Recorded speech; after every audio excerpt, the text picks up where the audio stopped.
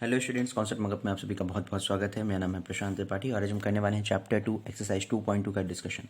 यहाँ पे हम देखेंगे relationship between zeros of polynomial and coefficient of polynomials. यहाँ पे आप जो जीरोज होते हैं पॉलिनोमियल के उनके बीच में और जो कोफिशिएंट्स होते हैं पॉलिनोमियल्स के बीच में उनके बीच में एक रिलेशनशिप क्रिएट करने की कोशिश करेंगे और ये समझेंगे कि उनके बीच में क्या रिलेशंस होते हैं। ठीक है, तो चलिए शुरू करते हैं। इसको हम पहले कुछ बेसिक्स हैं वो पहले समझ लेंगे, फिर आगे चल के हम इसका डिस्कशन करेंगे, इसको प्रूव करके देखेंगे कि कैसे होता है। ठीक है, तो चलिए, जो जीरोस होते हैं वो क्या होते हैं, हमने क्या पढ़ा था बताइए। हमने ये तो पढ़ा था वैल्यूज ऑफ एस एट विच, देखिए यहाँ मैं लिख दे रहा हूँ, value of x eight which what, eight which the P x become zero. मतलब एक्स की ऐसी वैल्यू जिसके लिए जो पी एक्स की वैल्यू वो कितनी हो जाए, जीरो हो जाए। ये 3 टर्म्स थे, क्लियर हो गया, रिवाइज हो गया। अब चलिए आगे बढ़ते हैं। देखिए आपको थोड़ी सी चीज़ बता दूं, कोफिशिएंट और वेरिएबल्स और कॉन्स्टेंट्स में क्या डिफरेंस होता है, कुछ बच्चे कंफ्यूज हो जाते हैं। फॉर एग्जांपल देखिए यहाँ पे 2x लिखा हुआ है, ठीक है। तो ये जो x है, जब कभी कोई ऐसी वैल्यू होती है जो a से लेके z तक के बीच के टर्म्स होते हैं, मतलब a b c d ऐसे लेके z तक, तो इनकी वैल्यू फिक्स नहीं होती है ना। आप कभी a की वैल्यू 1 मानते हैं, कभी a की वैल्यू 2 मानते हैं, ठीक है। यहाँ पे a की जगह आपने x रखा है, तो x की वैल्यू कभी 1 2 कुछ भी हो सकती है, सो ऑन वेरी करती रहती है। इनकी वैल्यू फिक्स नहीं होती है। तो ऐसे चीज़ें, ऐसे मतलब वेरिएबल्स जिनकी वैल्यू वेरी करे, ठीक है, ऐसे टर्म जिनकी वैल्यू वेरी करे उनको हम बोलते हैं वेरिएबल्स। तो ये जो एक्स टाइप की चीज़ें होती हैं क्या होते हैं, ये वेरिएबल्स होते हैं। क्लियर हो गया। अब जैसे 2 3 4 5, आप इसको कभी भी लिखें, कहीं पे भी लिखें, 1 की वैल्यू हर जगह 1 ही रहती है, कभी भी वेरी नहीं करती। जैसे x है, किसी इक्वेशन में 1 है तो किसी सेकंड थर्ड फोर्थ इक्वेशन में चल के 5 हो गया, 7 हो गया, कुछ और हो गया, तो इसकी वैल्यू सेम क्वेश्चन में ही बदल सकती है। पर 2 की वैल्यू आप किसी भी क्वेश्चन में सॉल्व करें, अगर एक बार 2 है तो हर बार 2 ही रहेगी। तो ये जो नंबर्स होते हैं, जितने भी नंबर वाले टर्म्स होते हैं, ये सब क्या होते हैं, ये सब कॉन्स्टेंट्स होते हैं। क्या होते हैं स्टूडेंट्स, कॉन्स्टेंट्स होते हैं। क्लियर हो गया। अब देखिए एक टर्म और होता है कोफिशिएंट। कोफिशिएंट क्या होता है, जब कभी आपके पास एक वेरिएबल हो, ठीक है, और उसके आगे कुछ कांस्टेंट लगा हो, क्योंकि ऑब्वियस सी बात है आपके पास कोई भी वेरिएबल है तो उसके आगे कुछ नहीं भी लगाए तो 1 लगा होगा, तो वो कांस्टेंट होगा, ठीक है। तो जो उसका कांस्टेंट टर्म होता है इसी को हम बोलते हैं कांस्टेंट, सॉरी इसी को हम बोलते हैं कोफिशिएंट, ठीक है। तो ये वाला जो टर्म है यही कहलाता है, आपका क्या कहलाता है, कोफिशिएंट। क्लियर हो गया। तो here the coefficient of x is 2, यानी कि जो x का कोफिशिएंट है इस जगह पे वो क्या है, वो 2 है। क्लियर है, कोई कंफ्यूजन नहीं है। अब चलिए आगे बढ़ते हैं, हम अच्छे से समझेंगे कि कौन सी चीज़ कैसे होती है, क्या होती है, ठीक है। तो हमारे पास 3 चीज़ें हैं। पहली कौन सी है, आपके पास लीनियर इक्वेशन है, मैं लिख दे रहा हूँ लीनियर इक्वेशन हमारे पास, ठीक है। दूसरी इक्वेशन हमारे पास कौन सी है, क्वाड्रेटिक है। तीसरी इक्वेशन हमारे पास कौन सी है बताइए, क्यूबिक इक्वेशन है, क्यूबिक इक्वेशन, ठीक है। चलिए यहाँ पे ऐसे लाइन खींच लें। अब समझने की बात क्या है, यहाँ पे ध्यान से देखिएगा। जब कभी भी आप लीनियर इक्वेशन को सॉल्व करते हैं, ठीक है, तो जितने भी जीरोज ऑफ पॉलिनोमियल्स आएंगे, यानी कि जितने भी ZOP आएंगे वो कितने होंगे, इसकी जो डिग्री होती है बताइए वो कितनी होती है। इसकी डिग्री 1 होती है ना, मैंने आपको शॉर्ट फॉर्म में लिखवाया था लास्ट टाइम, ऐसे चार्ट बनवाया था आप लोग को। इसकी डिग्री 1, इसकी डिग्री 2, इसकी डिग्री 3, यही तो होती है, ठीक है। तो जितनी डिग्रीज होती हैं मैक्सिमम उतने ही जीरोज ऑफ पॉलिनोमियल्स किसी भी आपके PX पॉलिनोमियल में आ सकते हैं। क्लियर है।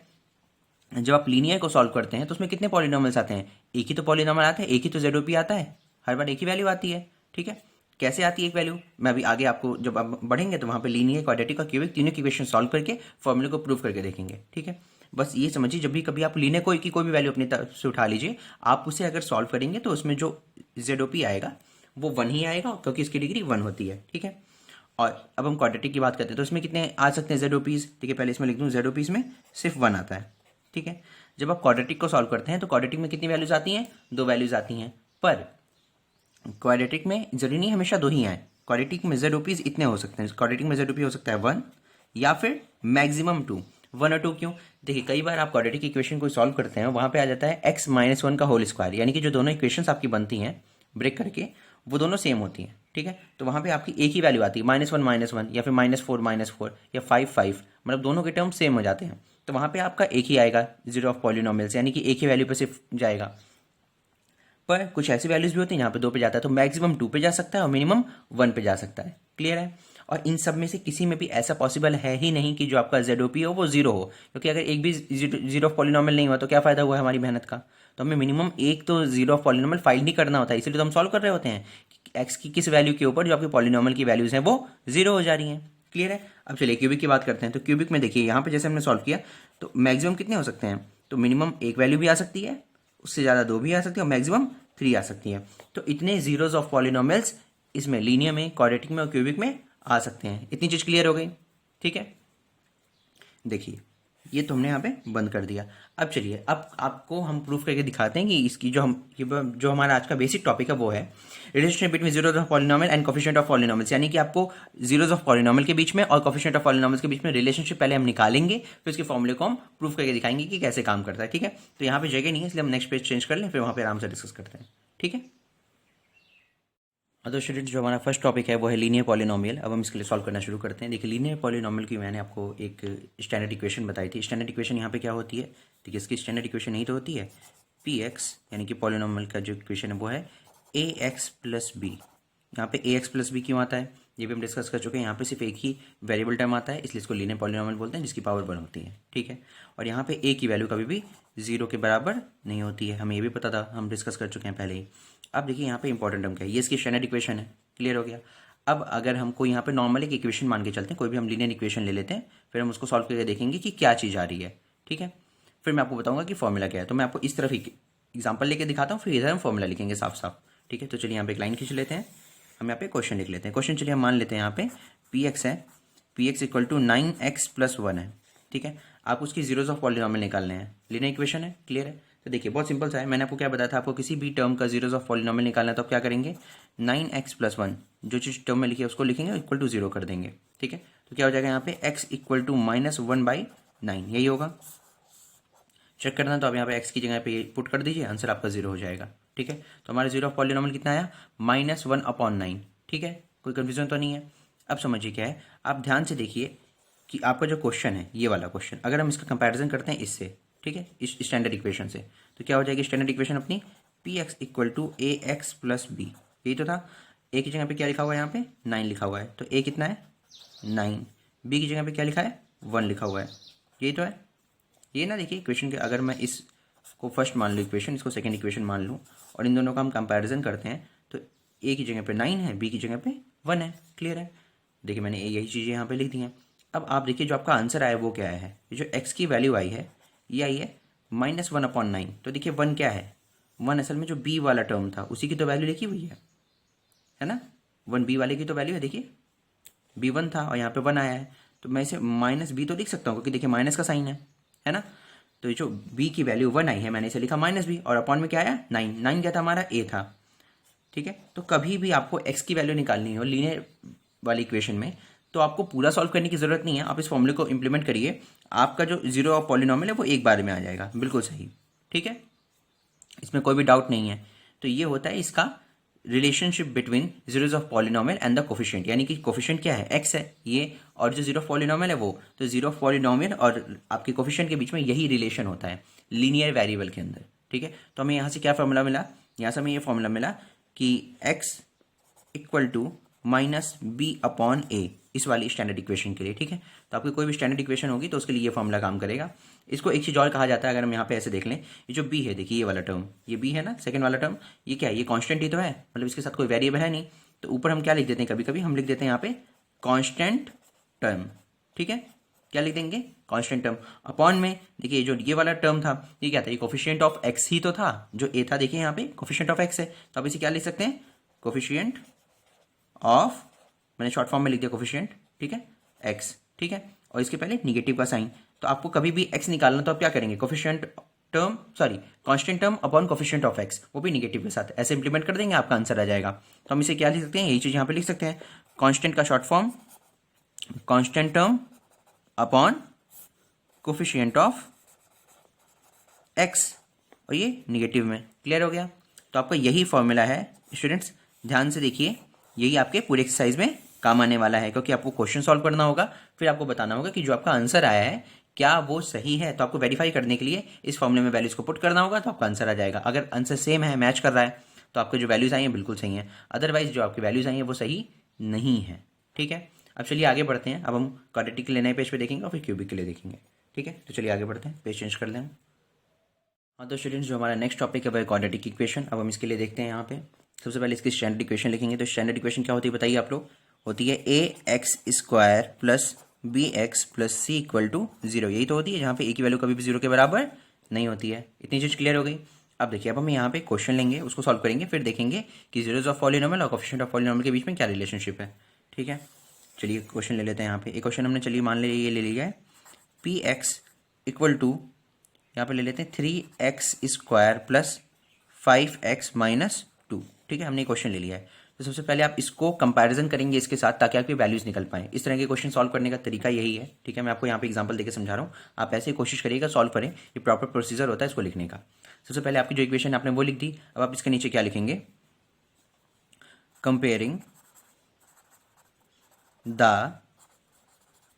Above equation with general equation, या आप उसे स्टैंडर्ड इक्वेशन बोल सकते हैं। ठीक है, जनरल इक्वेशन क्या है आपकी, A X square plus B X plus C equal to 0। आप इसके साथ कंपैरिजन कर रहे हैं इसका, तो क्या हो जाएगा यहाँ पे देखिए, ए की वैल्यू आएगी कुछ, बी की वैल्यू कुछ आएगी, सी की वैल्यू कुछ आएगी। तो देखिए ए की वैल्यू कितनी आ गई यहाँ पे, ए की वैल्यू आ गई हमारे पास 3, बी की वैल्यू देखिए यहाँ पे कितनी आ गई, बी की वैल्यू आई हमारे पास 5, और सी की वैल्यू देखिए यहाँ पे कितनी आई है, सी की वैल्यू आई है -2। इतनी चीज़ क्लियर हो गई, हमें 3 वैल्यूज मिल गई। अब हम सॉल्व करना शुरू करेंगे। अब आप क्या करते हैं, स्प्लिटिंग द मिडिल टर्म का यूज़ करते हैं और साइड वाले नंबर्स को मल्टीप्लाई करते हैं। तो सबसे पहले हम साइड वाले को मल्टीप्लाई करेंगे, तो आप ए और सी को मल्टीप्लाई करेंगे, तो ए सी कितना हो जाएगा, 3 2 जा 6, माइनस का 6, यही तो होगा। और जो बीच वाला टर्म है बी, वो तो आपको यहाँ पे लिखा ही हुआ है। ठीक है, तो आपको इन सारी चीज़ों का इस्तेमाल करना है, अपने क्वेश्चन को सॉल्व करना है। तो देखिए हम यहाँ पे क्या कर दें कि जो टर्म है ये 5 आ जाए और आपका जो रूट है वो भी ब्रेक हो जाए। ठीक है, तो क्या हम यहाँ पे कुछ ऐसा कर सकते हैं, देखिए 3 2 जा 6 है, तो आप 6 1 जा 6 कर लीजिए, क्वेश्चन सॉल्व हो जाएगा। चलिए वही लेके चल सॉल्व करते हैं। हमने यहाँ पे लिखा अपने root P x equal to 3x square plus 5x minus 2, हमने लिख लिया है। ये तो सारी ऊपर गिवन वाली वैल्यूज थी, अब हम इसके लिए सॉल्व करेंगे। इक्वल टू 0 है, 3x स्क्वायर प्लस 6x, देखिए यहाँ पे पॉजिटिव वैल्यू है तो पॉजिटिव वाले बड़ा होगा, नेगेटिव वाला बाद में लिखेंगे। 6 1 जा 6 हो जाएगा। ठीक है, और ये आपस में सॉल्व करने के बाद यहाँ पे +5 ही जाएगा, -2 इक्वल टू 0 इधर लिखा है। तो अब हम इसमें कॉमन टर्म ढूंढते हैं, दोनों में हो जाएगा आपका 3x कॉमन टर्म है, यहाँ पे हो जाएगा x प्लस 2। क्लियर हो गया। अब यहाँ पे देखिए -1 आ रहा है, तो -1 लिया हमने, यहाँ पे हो गया x प्लस 2 इक्वल टू 0। ठीक है, तो जाएगा आपका x प्लस 2 और फिर 3x माइनस 1। ये रूट्स निकालना एक्सपेक्ट करता हूँ कि आपको आता होगा। ठीक है, अगर नहीं आता तो बहुत प्रॉब्लम होने वाली है, क्योंकि बहुत ज़रूरी है आपको ये आना। ठीक है, चलिए तो हमारे क्या 2 रूट्स आ गए, तो इस वाली वैल्यू के लिए पहले सॉल्व करते हैं। तो x इक्वल टू -2 हो जाएगा। ठीक है, और ये जो 3x हो जाएगा, इसका वैल्यू आएगी आपके लिए पास +1, यानी कि ये 1/3। ठीक है, तो -2 और 1/3 आपकी 2 वैल्यूज आ रही हैं जीरोज ऑफ पॉलिनॉमियल, ये आपके 2 जीरोज ऑफ पॉलिनॉमियल्स आ रहे हैं। ठीक है, अब ऐसे केस में क्या होता है, आप दोनों में से किसी एक को अल्फा मानते हैं और दोनों में से किसी एक को बीटा मानते हैं। ठीक है, जैसे हमारी लीनियर वाली इक्वेशन में एक ही आ रहा था, तो हमें वहाँ पे अल्फा बीटा की कोई ज़रूरत ही नहीं। आप उसे अल्फा बोलें, कुछ भी बोलें, लेकिन नॉर्मली आप उसे अल्फा ही बोल सकते हैं, सिर्फ एक ही वैल्यू है। तो यहाँ पे 2 वैल्यूज हैं, तो आप क्या करेंगे, लेट अल्फा, एक वैल्यू आप अल्फा मान लेंगे, एक वैल्यू बीटा मान लेंगे। तो अल्फा चलिए हम मान लेते हैं -2 को, और बीटा मान लेते हैं 1/3 को। ठीक है, अब ध्यान से देखिएगा, यहाँ पे कुछ फॉर्मूलाज हैं, वो फॉर्मूलेज के हिसाब से क्या होता है, ये कहा जाता है कि अगर हम दोनों आपके जो जीरोज हैं, यानी कि जीरो ऑफ पॉलिनॉमियल हैं, ठीक है, तो अगर हम इनका सम कर दें, सम ऑफ जीरोज ऑफ पॉलिनॉमियल, ये क्या होगा बताइए, अल्फा बीटा, ये दोनों तो ऐड हो जाएंगे, यही दोनों तो जीरोज ऑफ पॉलिनॉमियल हैं। तो अब अगर हम अल्फा प्लस बीटा को ऐड कर दें, चलिए करके देखते हैं क्या होता है। तो ये है आपका -2 और है +1/3, तो इसका क्या आंसर आएगा, 3 2 जा 6, ये आएगा आपका -5/3, यही आंसर आ रहा है। ठीक है, चलिए ये चीज अब हम यहाँ पे आगे करते हैं, प्रोडक्ट ऑफ ZOP, यानी कि product of zeros of polynomial. तो जाएगा अल्फा मल्टीप्लाई बाई बीटा, यही होगा। अल्फा क्या है आपका -2 मल्टीप्लाई बाई 1/3, तो आंसर क्या आएगा इसका -2/3। 2 वैल्यूज आ गई, बस इतना ही हमें सॉल्व करना था, कुछ भी नहीं करना है। अब आपको ये जो आपकी 2 वैल्यूज आई हैं, कौन सी, जो आपकी एडिशन वाली यानी कि सम वाली, और जो आपकी प्रोडक्ट वाली, आपको इनका कंपैरिजन करना है इन सारी वैल्यूज के साथ, देखना है क्या आ रहा है। देखिए यहाँ पे -5 है, इन सब में देखिए कहीं पे -5 है क्या, बी वाली जगह पे 5 आया है, लेकिन माइनस नहीं है। तो क्या हम ये बोल सकते हैं कि अगर हम यहाँ पे -b लिख दें, तो ये और ये बिल्कुल सेम वैल्यूज हो जाएंगी। ठीक है, नीचे देखिए क्या लिखा हुआ है, 3 लिखा हुआ है, लेकिन सभी में कहीं 3 है क्या, ये है। ठीक है, तो आप अगर चाहें तो क्या इसको हम लिख सकते हैं कि अगर हम अल्फा प्लस बीटा इन दोनों को ऐड कर दें, तो ऊपर वाली वैल्यू माइनस का b आता है और नीचे वाली वैल्यू क्या आती है, a आता है। देखिए a वाली वैल्यू भी तो यहाँ पे आई है। ठीक है, तो ये आपका एक फॉर्मूला हो गया कि अगर आप अल्फा प्लस बीटा यानी कि दो जीरोज ऑफ पॉलिनोमियल को क्वाड्रेटिक इक्वेशन में ऐड कर दें तो माइनस बी अपॉन ए, ये एक फॉर्मूला है, ठीक है, ये आता है। क्लियर हो गया? ये फॉर्मूला कहाँ से है, किसी को कंफ्यूजन तो नहीं है? अगर आपको जरा से भी कंफ्यूजन है प्लीज वापस से रिवाइंड करके आप यहाँ से देखिए कि हमने इक्वेशन को किस तरह से सॉल्व किया, कौन सी वैल्यूज ली, उसके हिसाब से कहाँ से ये आया, ठीक है। अब चलिए दूसरा फॉर्मूला क्या है, दूसरा फॉर्मूला कहता है अगर हम दोनों का प्रोडक्ट कर दें तो क्या आंसर आएगा। चलिए यहाँ पे क्या है, -2/3, इन सब में देखिए कहाँ पे -2 है जो हमने वैल्यूज मानी थी, -2 ये है, ठीक है। अब ये सी है, सी सीधे देखिए सीधा सीधा लिखा हुआ है, कोई भी वैल्यू यहाँ पे निगेटिव या पॉजिटिव में नहीं है, जैसे है -2 वैसे ही -2 यहाँ पे भी है। अगर यहाँ पे प्लस का 2 होता तब हमें मानना पड़ता कि यहाँ पे एक माइनस का लगा होगा सिंबल, तब दोनों को मिला के प्लस हो जाता। क्योंकि सिंबल है बिल्कुल सेम डिट्टो वैल्यू है तो आप ये मान के चलेंगे कि यहाँ पे ये सी ही लिखा हुआ है, ठीक है। तो -2 बिल्कुल सेम है तो हो गया सी। नीचे देखिए 3 है, 3 यहाँ कहाँ पे है, ये है ए में, तो सी अपॉन ए मान सकते हैं क्या हम, अल्फा मल्टीप्लाई बाय बीटा को, ठीक है। तो आप अगर इसे ये लिख दें product of alpha beta C upon A, बिल्कुल सेम चीज़ है, कोई कंफ्यूजन तो नहीं है। तो यही दो फॉर्मूलाज होते हैं स्टूडेंट्स आपके क्वाड्रेटिक इक्वेशन के, कि जब कभी आपको क्वाड्रेटिक इक्वेशन को प्रूव करना होता है तो आप आराम से उसे सॉल्व करेंगे, उसमें अल्फा बीटास के दो जीरोज निकालेंगे और फिर उनको सम करेंगे तो इतना आना चाहिए और उनको प्रोडक्ट करेंगे तो इतना आना चाहिए। अगर ये आ रहा है, ठीक है, तो यही रिलेशनशिप है उनके कोफिशिएंट्स में और उनके जीरोज ऑफ पॉलिनोमियल के बीच में। क्लियर है, कोई डाउट तो नहीं है? ठीक है, चलिए अब आगे बढ़ते हैं, अब हम इसको क्यूबिक इक्वेशन के लिए सॉल्व करेंगे, ठीक है। चलिए तो स्टूडेंट्स यहाँ पे ध्यान देने की एक बात और है, ठीक है, यहाँ पे देखिए जो माइनस बी है, ये जो बी है ये एक्स का कोफिशिएंट है, ठीक है। तो आप माइनस बी को ये भी लिख सकते हैं यहाँ पे कोफिशिएंट ऑफ क्या लिखेंगे बताइए, बी किसका है कोफिशिएंट, एक्स का, ये तो है। और अपॉन में जो ए है वो क्या है, देखिए कोफिशिएंट ऑफ एक्स स्क्वायर, यानी कि इस वाली वैल्यू से एक बढ़ा वाला कोफिशिएंट, तो नीचे क्या लिखेंगे, coefficient of x square. Clear है? तो आपको अल्फा प्लस बीटा को ऐड करना हो तो उसका answer coefficient of x upon coefficient of x square के बराबर होता है, पर निगेटिव में। क्लियर हो गया इतना, कोई कंफ्यूजन तो नहीं है? चलिए आगे बढ़ते हैं, ये समझते हैं। यहाँ पे सी अपॉन ए लिखा है, देखिए सी क्या है, यहाँ पे कांस्टेंट टर्म है, लास्ट वाला टर्म, इसके साथ कोई भी वेरिएबल नहीं है, तो ऊपर आप क्या लिखेंगे, कांस्टेंट टर्म। अगर आपको प्रोडक्ट निकालना हो दोनों का अल्फा बीटा का तो ऊपर लिखेंगे constant term upon coefficient of x square, क्या लिखेंगे, कोफिशिएंट ऑफ एक्स स्क्वायर, ठीक है। आप चाहे ऐसे लिखें इसे, चाहे ऐसे लिखें, दोनों का मतलब सेम है, इसमें कोई भी कंफ्यूज होने की जरूरत नहीं है। उम्मीद करता हूँ आपको समझ में आए। चलिए अब आगे बढ़ते हैं। हाँ तो स्टूडेंट्स अब हम सॉल्व करने वाले हैं क्यूबिक इक्वेशन में। यहाँ पे हम क्वेश्चन सॉल्व करके नहीं देखेंगे क्योंकि थोड़ी हेक्टिक हो जाएगा, लॉन्ग टर्म हो जाएगा, इसलिए मैंने यहाँ पे आपको सीधे जो फॉर्मूलाज हैं वो लिख दिए हैं। पर मैं आपको प्रूव करके दिखाऊंगा कि यहाँ पे आपका एग्जाम्पल 5 है एनसीईआरटी बुक का, कि ये 3 वैल्यूज़ आपकी जीरोज ऑफ पॉलिनोमियल हैं या नहीं, ठीक है, जो कि हैं। तो हम ये मतलब ये आपकी बुक में ही है कि सॉल्व होकर दिखा हुआ है वहाँ पे कि है, तो इस तरह से मैं आपको प्रूफ करके दिखा दूंगा कि आपका फॉर्मूला कहाँ से आया और किस तरह से काम कर रहा है, ठीक है, और ये जेन्युइन है या नहीं है, ठीक है। तो अगर आप चाहते हैं कि मैं आपको क्यूबिक इक्वेशन के लिए सॉल्व करना सिखाऊं कि आप क्यूबिक इक्वेशन को किस तरह से सॉल्व करते हैं, सेपरेट वीडियो बनाऊं, तो प्लीज़ कमेंट सेक्शन में बताएं। अदरवाइज मैं एक्सपेक्ट करके चल रहा हूं कि आपको ये चीज़ आती है, ठीक है, और थोड़ी लॉन्ग टर्म होता है इसलिए बस इसको स्किप कर रहे हैं, अदरवाइज वीडियो बहुत बड़ा हो जाएगा। चलिए शुरू करते हैं। देखिए यहाँ पे क्या लिखा हुआ है, यहाँ पे लिखा हुआ है कि आपको वेरीफाई करना है। ये देखिए आपको पहले फॉर्मूला ये लिखा हुआ है, मैं पहले आपको फॉर्मूला बताता हूँ फिर हम क्वेश्चन पढ़ेंगे। फॉर्मूला ये है, इसकी स्टैंडर्ड इक्वेशन होती है ax³ + bx² + cx = d, sorry cx + d = 0, ठीक है, जहाँ पे a की वैल्यू कभी भी 0 के बराबर नहीं होगी, हमें पता है। अब देखिए alpha plus beta plus gamma की जो वैल्यू होती है फॉर्मूले में जो प्रूव्ड है वो ये है कि -b/a, मतलब जो आपका कोफिशिएंट होता है एक्स स्क्वायर का, कोफिशिएंट ऑफ एक्स स्क्वायर, ठीक है, अपॉन ए है, ए क्या है, कोफिशिएंट ऑफ x³। क्लियर है? ऊपर वाली वैल्यू हमेशा नीचे वाले से कम होती है, अभी जस्ट इसके पहले वाले में भी हमने देखा था, ठीक है। और ये जो पूरा टर्म में किस में होगा, ये निगेटिव टर्म में होगा, ठीक है। तो आप उसे -b/a करिए, चाहे आप इसको इस तरह से लिखिए, दोनों का मतलब सेम ही हुआ। यहाँ पे c/a है, c क्या है आपका, कोफिशिएंट ऑफ x है, तो इसे हम लिख सकते हैं ना, coefficient of x upon a है, a क्या है, कोफिशिएंट ऑफ x³, ठीक है। यहाँ पे आप बोलेंगे ऊपर वाला कम क्यों नहीं है, मैं आपको ऐड करने की बात करता, हम ऐड वाले टर्म में हमने देखा था कि ऊपर वाला टर्म नीचे वाले से एक बड़ा होता है। यहाँ पे आप देखिए ये यूनिक इक्वेशन है, यहाँ पे 2 मल्टीप्लाई हो रहे हैं, फिर 2 मल्टीप्लाई हो रहे हैं, इस तरह से पेयर्स में हो रहे हैं, ठीक है। इस वजह से यहाँ पे वो वाला लॉजिक नहीं है, वो तो मैंने याद करने के सिर्फ एक टर्म बताई, उसका कोई साइंटिफिक लॉजिक नहीं कि एक टर्म ऊपर छोटा है, यहाँ पे एक टर्म बड़ा है, ठीक है। यहाँ पे देखिए हम d/a की बात कर रहे हैं, तो d क्या है आपका, कॉन्स्टेंट टर्म है, तो आप ऊपर क्या लिखेंगे, कॉन्स्टेंट टर्म अपॉन नीचे क्या लिखेंगे, कोफिशिएंट ऑफ x³ हो गया। पर इन सभी के साथ यहाँ पे निगेटिव का साइन भी आएगा, आपको ध्यान देने की जरूरत है। अब जहाँ जहाँ पे निगेटिव का साइन है आप इसे कभी भूलिएगा मत। इसके बाद सब कुछ करवाने के बाद मैं आपको अलग से चार्ट बना के दे दूंगा ताकि आप उसे रख ले अपने पास और अच्छे से आपको याद हो जाएगी कौन सी वैल्यूज कहाँ पे आ रही है। चलिए अब सॉल्व करना शुरू करते हैं। आपको क्वेश्चन लिखा हुआ है कि verify 3 -1 upon 3 are the zeros of cubic polynomial P x equal to 3x cube minus 5x square minus 11x minus 3।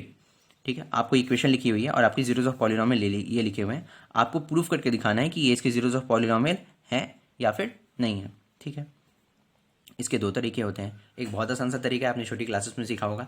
जितने भी जीरोज ऑफ पॉलिनोमियल्स होते हैं, ठीक है, चाहे वो क्वाड्रेटिक के लिए हों, क्यूबिक के लिए हों, लीनियर के लिए हों, आप एक एक करके वैल्यूज पुट करते रहिए। अगर आपकी पूरी इक्वेशन जीरो हो जा रही है, ठीक है, तो जो वैल्यूज लिखी हुई हैं वो आपके जीरोज ऑफ पॉलिनोमियल हैं। ठीक है, पर क्योंकि अब आप सीनियर क्लास में आ गए, आपको उस तरह से सॉल्व नहीं करना है, आपको फॉर्मूले के साथ प्रॉपरली सॉल्व करना है। आप क्या करेंगे, आपकी जो तीनों टर्म्स हैं, देखिए पहले हम इसका कंपैरिजन करेंगे इस वाली इक्वेशन के साथ। ठीक है, तो ऑन कंपेयरिंग विथ इस वाली इक्वेशन के साथ हम मान लेते हैं इसका है नाम 1, ये हमारी इक्वेशन 1 है। ठीक है, विथ इक्वेशन 1 आपने इस वाली इक्वेशन को इसके साथ आपने इस इक्वेशन को, ये वाली जो इक्वेशन यहाँ पे लिखी हुई है, इसका कंपैरिजन किया इस फर्स्ट वाली इक्वेशन के साथ। तो क्या हो जाएगा आपका, ए की वैल्यू कितनी आएगी बताइए, ए की वैल्यू आ जाएगी हमारे पास 3, बी की वैल्यू कितनी आएगी बताइए -5, सी की वैल्यू कितनी आएगी बताइए -11, डी की वैल्यू कितनी आएगी -3। इतनी चीज़ें आ गई। ठीक है, 3 -5 -11 और -3 हमारी 4 वैल्यूज आ चुकी हैं। अब मैंने आपसे क्या कहा था, जितने भी आपके जीरोज ऑफ पॉलिनोमियल्स होते हैं आप उन्हें अल्फा बीटा गामा ऐसे करके नाम देते रहते हैं। जैसे लास्ट वाले में 2 ही वैल्यूज थी तो हमने अल्फा बीटा लिया था, यहाँ पे 3 वैल्यूज हैं तो हम क्या मानेंगे, लेट पहली वाली वैल्यू को मान लेते हैं अल्फा, दूसरे को बीटा, तीसरे वाले को गामा, यही वैल्यूज मानते हैं। तो पहले वाले को आप किसी को भी एक मान लीजिए अल्फा, तो हमने 3 को अल्फा माना, -1 को बीटा माना और गामा को -1/3 माना। ये हमारी सारी वैल्यूज आ गई यहाँ पे। ठीक है, हमने अपना पूरा चार्ट बना लिया। अब हमें सॉल्व करना है बस फॉर्मूले में पुट करके। तो मैं आपसे रिकमेंड करूंगा जब भी कभी आपको सॉल्व करना है, पहले आप सारी वैल्यूज एक साथ लिख लें, ताकि आपको ढूंढना ना पड़े कि कौन सी वैल्यूज कहाँ से आ रही है, आप कहाँ पे लिखने वाले हैं, कहाँ जाना है। ठीक है, चलिए तो अब हम सॉल्व करना शुरू करते हैं पहले ये वाले फॉर्मूले के लिए। तो हम क्या करेंगे, सबसे पहले सारी वैल्यूज को ऐड करेंगे। Alpha plus beta plus gamma equal to कितना होना चाहिए, -b/a, ये होता है। इसी के लिए सॉल्व करते हैं। चलिए, तो आपका अल्फा बीटा गामा ये है। हमने क्या किया, 3 प्लस माइनस का 1 था प्लस -1/3, ये वैल्यूज हो गई। और -b/a आना चाहिए, यानी कि -5/3 ये आता है। तो इसमें तो कुछ नहीं सॉल्व करने वाले हैं। यहाँ देखते हैं, हम इन दोनों को सॉल्व करेंगे। यहाँ पे हो जाएगा 2, ठीक है, और फिर 3 2 जा 6 -1, 6 -1 मतलब 5, माइनस का ये आपका आएगा 5/3, इधर भी आ जाएगा 5/3। दोनों वैल्यू सेम आ गई, इसमें कोई कन्फ्यूजन तो नहीं है। ठीक है, अब देखिए यहाँ पे ध्यान देने की बात क्या थी, यहाँ पे एक माइनस ये वाला था, एक माइनस आपके क्वेश्चन में लिखा हुआ था, मतलब कहाँ गया आपका ये वाला। ठीक है, तो एक पहले हमने जो -b लिखा, -b वाला ये है, और एक आपके -5 में पहले से लिखा हुआ था, तो दोनों माइनस एक दूसरे को कैंसिल आउट कर देते हैं। तो यहाँ पे 5/3 दोनों पॉजिटिव में आ जाते हैं। ठीक है, तो LHS आपका RHS के बराबर हो जाता है।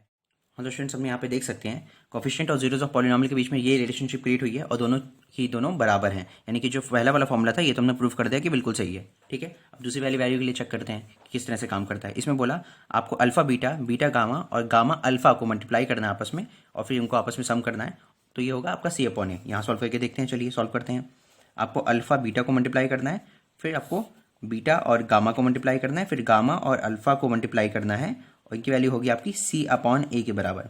तो अल्फा बीटा को मल्टीप्लाई करते हैं। देखिए सीधे सीधे आंसर लिखेंगे हम। अल्फा बीटा को मल्टीप्लाई करेंगे, आंसर आ जाएगा आपका -3। ठीक है, प्लस बीटा और गामा को मल्टीप्लाई करेंगे तो -1 हो जाएगा, प्लस का 1/3।